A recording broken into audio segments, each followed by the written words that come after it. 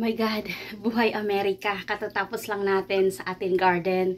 Katatapos lang natin magtanim kasi yun ang aking mga priority. Yung pagtatanim, very important yan. Paghugas ng pinggan, kung may mga bagay na pwedeng i-sit aside, sinisit aside ko muna sila mga guys. Kasi ang time ng pagtatanim ay may timing lahat yan. So, after sa labas, ito na naman tayo. Mag-washing tayo. Since dito sa amin, ang pag-washing dito ay automatic naman siya, guys.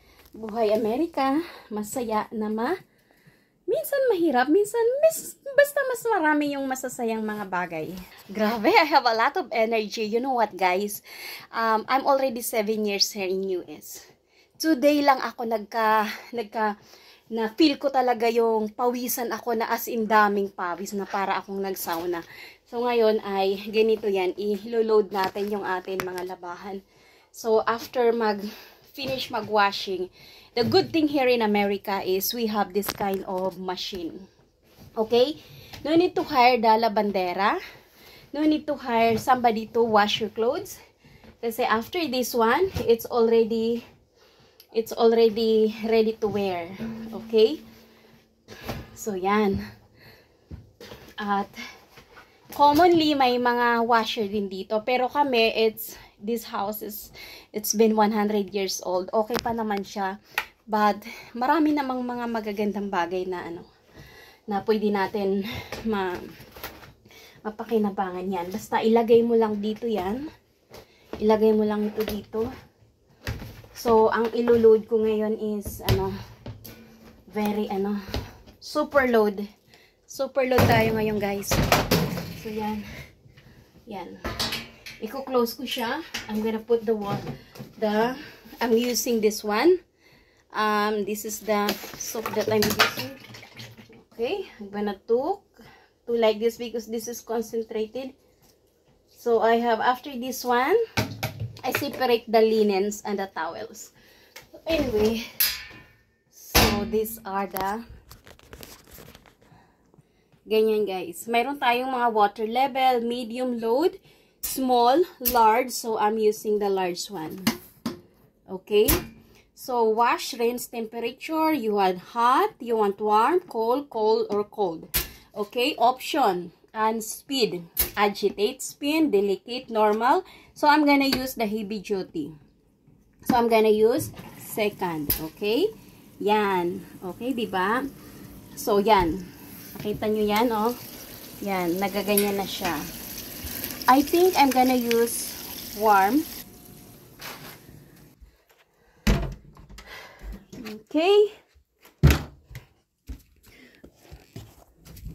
We're doing...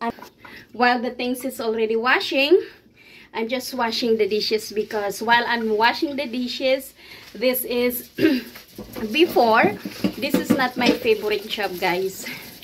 Yan, this is not my favorite job. But nowadays, minsan pa nga, guys, hinuhuli ko silang gawin kasi parang expressway sa akin na parang quiet time ko na rin yan kay Lord. Although nag-quiet time na ako, nag-pray na ako. So, kakaiba ngayon kasi last week, wala talaga akong energy. Ngayon, thank you to God because God renew my strength. I keep on praying last night before I go to bed. I said, Jesus, Jesus, Jesus, renew my strength, renew my mind, renew my everything. Thanks be to God. God is good. Ganun maging mami sa Amerika, guys. Alam nyo, guys, yung husband ko full-time siyang nag-work as an accountant. I am a teacher, but I decided to be full-time mom with the homeschool to them. Nowadays, yun ang aking struggle. Sabi ko, Lord, yung sasabi ko, let's go to the Philippines and let's put them to the regular school. But I said to the Lord, Lord, hindi naman ako nagko-complain. Gusto ko ng something environment na experience ng mga anak ko, guys. So anyway, masarap kasi yun, guys. Napakasarap yung makikisama ka minsan, yung makikisakay ka, yung magkukommute. That's what I mean. Yun ang gusto kong maranasan ng mga bata while they're still yang tinuturo ko sa kanila, mga anak, makontento kayo sa kung anong mayroon kayo. But it doesn't mean contentment, doon hanggang doon na lang kayo. Hindi yung ganon. Pursue your dream. Pursue what the Lord put into your heart, the dream. So anyway guys, that's it.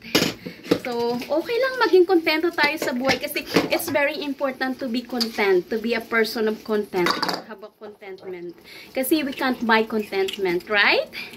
So, yan, maging kontento tayo sa buhay, but keep pursuing the dream, your dream, okay?